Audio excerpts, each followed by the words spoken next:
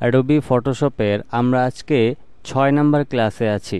যারা 1 থেকে 5 পর্যন্ত দেখেন নাই অবশ্যই পর্বটি দেখে নেবেন।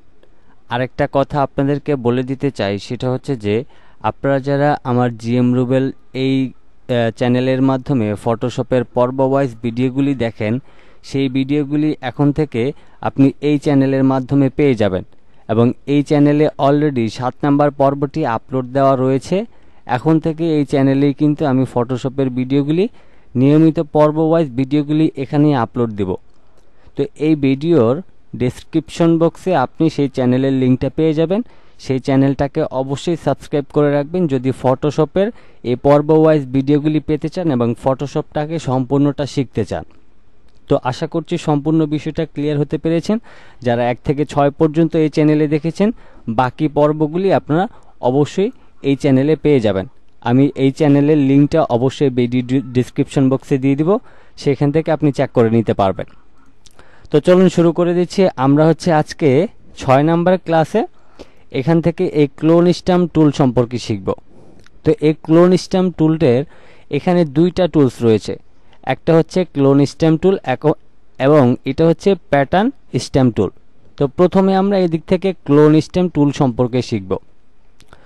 তো মূল কথা হচ্ছে এখানে যে ক্লোনের যে অপশনটা রয়েছে, এটা দিয়ে মূলত হচ্ছে ক্লোন করা বোঝায়। যেমন ধরেন যে একটা ইমেজের মধ্যে একজন ব্যক্তি রয়েছে, তাকে ক্লোন করে আপনি 2টা করতে পারবেন, যেটা ভিডিও এডিটিংয়ের মাধ্যমেও করা হয়।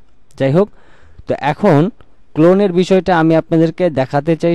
সেটার জন্য এখানে যে পাখিটা দেখতেছেন, এই পাখিটাকে আমি দ্বিতীয়বার এইখানে একটা ক্লোন করব। এই যে পাখিটা আছে, এখানে আবার আরেকটাকে আমি পেস্ট করতে পারবো এই ক্লোন স্ট্যাম্প টুলের মাধ্যমে। তো এটার জন্য আমাদেরকে সর্বপ্রথম কি করতে হবে, আমাদের কিবোর্ড থেকে অল্টার ধরে মাউসের লেফট বাটনটাকে এখানে ক্লিক করতে হবে। তার আগে হচ্ছে দেখেন আমাদের এই যে মাউস পয়েন্টারটা ঘুরতেছে, এটাকে বড় ছোট করার জন্য ফার্স্ট ব্রেকেট যে সেকেন্ড ব্রেকেট রয়েছে, সেটার মাধ্যমে আপনি কিন্তু এই ব্রেকেটটাকে ছোট বড় করতে পারবেন। এছাড়াও হচ্ছে আপনি এটার মাধ্যমে কিন্তু সাইজটা ছোট বড় করে নিতে পারবেন। যেমন এখন ছোট রয়েছে, আপনি যদি এটাকে এখান থেকে বাড়িয়ে দেন, এটা অনেক বড় হয়ে গিয়েছে, দেখতেই পাচ্ছেন। তো এখান থেকে আমি একটু ছোট করে নিচ্ছি, আরেকটু বড় করে নিব।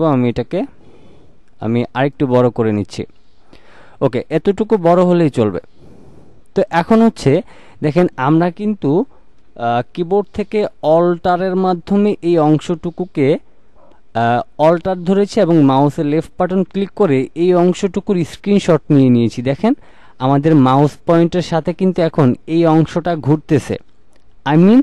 আমরা যদি চাই যে এখন এই সম্পূর্ণ পাখিটাকে শুধুমাত্র এখান থেকে একটা স্ক্রিনশট নেওয়ার কারণে সম্পূর্ণ পাখিটা এখানে যদি আরেকটা তৈরি করতে চাই, সেক্ষেত্রে কিন্তু এটার মাধ্যমে করা যাবে। তো প্রথমে আমরা ধরেন এখানে ক্লিক দিচ্ছি, এরপর মাউসের লেফট বাটনটাকে চেপে ধরে রেখে আপনি দেখেন আমার এই যে প্রথম যে পাখিটা রয়েছে, সেটার সাথে কিন্তু একটা প্লাস চিহ্ন ঘুরতেছে এবং আমি কিন্তু মাউসের লেফট বাটনটাকে চেপে ধরে রেখেছি। দেখেন আমি কিন্তু এই যে পাখির যে অংশ আমি ঘুরাইতেছি, সেই অংশটা কিন্তু এখানে দেখা যাইতেছে। তো আপনাকে যেটা করতে হবে, আপনাকে এক চোখে খেয়াল রাখতে হবে আমরা যে পাখিটা থেকে এটাকে ক্লোন করতেছি, সেটার প্লাস চিহ্নটা কোন অংশটুকু পর্যন্ত ঘুরতেছে এবং আমরা যেটাকে ক্লোন করতেছি সেটা আমরা মাউসের লেফট বাটনটা চেপে ধরে রেখে কিন্তু করতে পারবো। তো আমি দেখেন এখন এখান থেকে কিন্তু মাউসের লেফট বাটনটাকে চেপে ধরে রেখেছি এবং আমি কিন্তু সহজে এখন এই পাখিটাকে দেখেন ক্লোন করে ফেলতেছি। তো আমি এইভাবে করে ড্র্যাগ করতে থাকবো অ্যান্ড দেন আমাদের পাখিটা কিন্তু সম্পূর্ণটাই ক্লোন হয়ে যাবে। তো দেখেন ম্যাজিক, আমাদের এই পাখিটা থেকে আমরা ক্লোন স্ট্যাম্প টুলের মাধ্যমে এই পাখিটাকে সম্পূর্ণটা কিন্তু এখানে আরেকটাকে বসিয়ে নিয়েছি। তো এটা হচ্ছে ক্লোন স্ট্যাম্প টুলের কাজ। এবার এখানে আরও বেশ কিছু বিষয় আছে। যেমন ধরেন আমরা যদি কোনো একটা ছবির মধ্যে কোনো একটা অংশকে তুলে ফেলতে চাই, সেটাকে আমি সরাই দিতে চাই, তো সেক্ষেত্রে কিভাবে, যেমন আমি একটু জুম করে নিচ্ছি, এখানে দেখেন সাদা একটু অংশ রয়েছে। এখন এই সাদা অংশটাকে যদি আমি এই ইমেজটা থেকে সরাই ফেলতে চাই, সেক্ষেত্রে অনেক ওয়ে আছে। যাই হোক, আমি আজকে যেহেতু ক্লোন স্ট্যাম্প টুল এবং প্যাটার্ন স্ট্যাম্প টুল সম্পর্কে শিখবো, সেক্ষেত্রে আজকে এই 2টা নিয়ে দেখিয়ে দিচ্ছি। তো এবার হচ্ছে আমরা যে কাজটা করব, আমরা হচ্ছে আবারও যে আমাদের ফার্স্ট ব্র্যাকেট সেকেন্ড ব্র্যাকেট আছে সেটাকে চেপে আমরা আরেকটু জুম করে নিচ্ছি।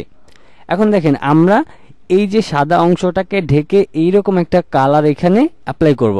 তো এটার জন্য আমাদেরকে কি করতে হবে, কিবোর্ড থেকে অল্টার ধরতে হবে এবং মাউসের লেফট বাটন ক্লিক করে এই কালারটাকে আমরা আমাদের এখানে নিয়ে নিয়েছি। দেখেন আমরা যদি এটাকে এইখানে নিয়ে আসি তাহলে কিন্তু এটা দেখেন অনেকটাই ঘোলা ঘোলা হয়ে যায়। এখন আপনাকে এদিকে যেটা করতে হবে, মাউসের লেফট বাটনটা ক্লিক করে ধরে রেখে আপনি জাস্ট এইভাবে করে এটাকে ড্র্যাগ করবেন। এটাকে ড্র্যাগ করলে যেটা হবে, আপনার এখানে দেখেন এই অংশটা আমরা কিন্তু সহজেই ক্লিয়ারভাবে মুছে ফেলতে পেরেছি। তো এটা হচ্ছে ক্লোন স্টেমের কাজ। এখন এখানের যে অংশটা রয়েছে এটার জন্য আমি ধরেন আমি এখান থেকে সবচাইতে বড় বিষয় হচ্ছে আপনি এই যে আমাদের যে মাউস পয়েন্টারটা গোল ঘুরতেছে এটাকে যতটা ছোট করবেন তত বেশি কিন্তু আপনি একুরেটলি করতে পারবেন। তো আমি এখান থেকে অল্টার ধরে মাউসের লেফট বাটনটা ক্লিক করলাম, তারপর এখান থেকে আমি সুন্দর করে এইভাবে ঘুরাই দিলাম, দেন আমাদের এই দাগটা কিন্তু চলে গিয়েছে।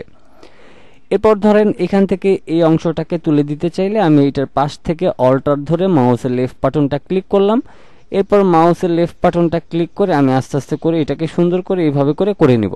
দেন দেখেন কত সহজে আমরা এখান থেকে দাগগুলি মুছে ফেলতে পারতেছি, একটা অবজেক্টকে আমরা দুইটা করে ফেলতে পারতেছি। তো এটা হচ্ছে প্রথমে আমাদের ক্লোন স্টেম টুলের আমরা কাজটা শিখে গেলাম। এবার এখানে হচ্ছে আমাদের এখানে দেখেন প্যাটার্ন স্ট্যাম্প টুল। তো এই প্যাটার্ন স্ট্যাম্প টুলের মাধ্যমে আমরা কিন্তু যে কোনো ধরনের প্যাটার্ন আমরা যে কোনো জায়গায় অ্যাড করতে পারি। যেমন আমি ফাইল থেকে নতুন একটা আর্টবোর্ড নিয়ে নিচ্ছি, নিয়ে নেওয়ার পর এটা হচ্ছে আমাদের ব্যাকগ্রাউন্ড। তো অবশ্যই আমাদের এখান থেকে লেয়ার প্যানেলটাকে নিয়ে আসতে হবে। এখন এটা হচ্ছে আমাদের কিন্তু সাদা একটা ব্যাকগ্রাউন্ড, আমি এখান থেকে নতুন একটা লেয়ার নিয়ে নিলাম। এবার আমি এখান থেকে প্যাটার্ন স্ট্যাম্প টুলে গেলাম। প্যাটার্ন স্ট্যাম্প টুলে যাওয়ার পর এখানে দেখেন আমাদের বেশ কিছু প্যাটার্ন রয়েছে।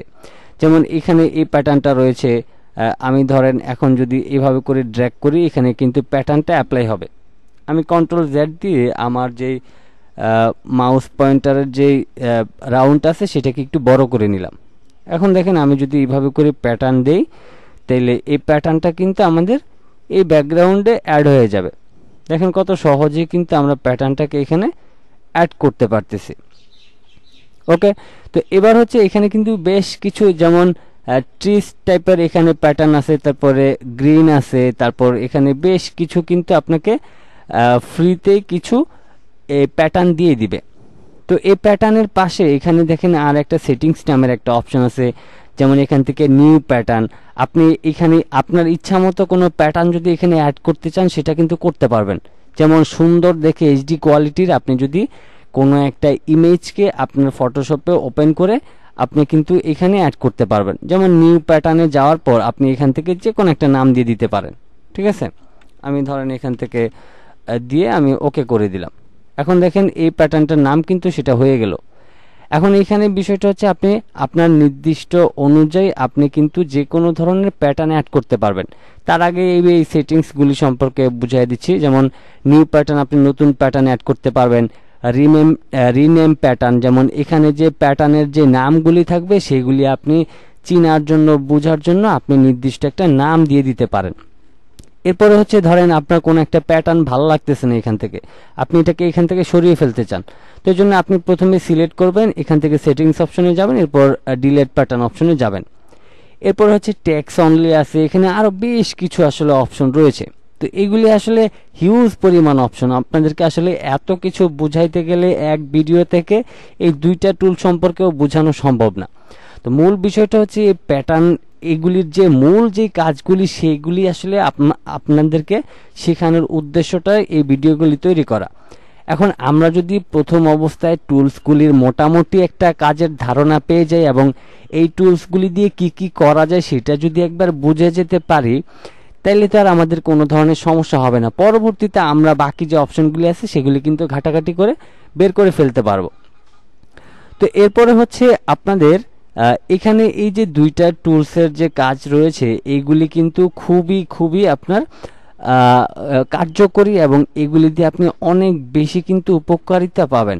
এবং ফটোশপের এই যে ক্লোন স্ট্যাম্প টুলটা যে কি পরিমাণ ব্যবহার হয় আপনি জাস্ট কিছুদিন যাবত আপনি এই ফটোশপে টাইম ওয়েস্ট করেন, তাইলে বুঝতে পারবেন যে ক্লোন স্ট্যাম্প টুলের কতটা গুরুত্বপূর্ণ এবং কত বড় এটার কাজ, সেটা আপনি নিজে থেকেই বুঝতে পারবেন।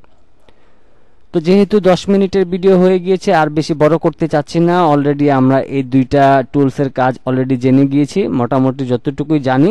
পরবর্তী বাকি যেটা আছে সেটা আপনারা আসলে নিজে থেকে ঘাটাঘাটি করলে পেয়ে যাবেন।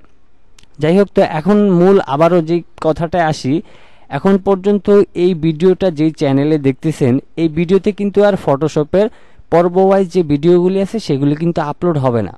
তো আপলোড হবে কোন চ্যানেলে? আপলোড হবে আমার এই নতুন চ্যানেলটাতে, যেখানে আমি অলরেডি 7 নাম্বার যে পর্বের যে ভিডিওটা রয়েছে সেটা অলরেডি আমি আপলোড দিয়ে রেখেছি। এখন এই চ্যানেলটা কোথায় পাবেন?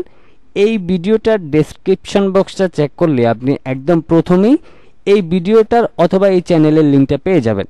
সেখান থেকে কিন্তু আপনি প্রতিনিয়ত ফটোশপের নতুন নতুন কিছু ভিডিও পেয়ে যাবেন। আজকের মতো এই পর্যন্তই ছিল। সবাই ভালো থাকবেন, সুস্থ থাকবেন। আল্লাহ হাফেজ।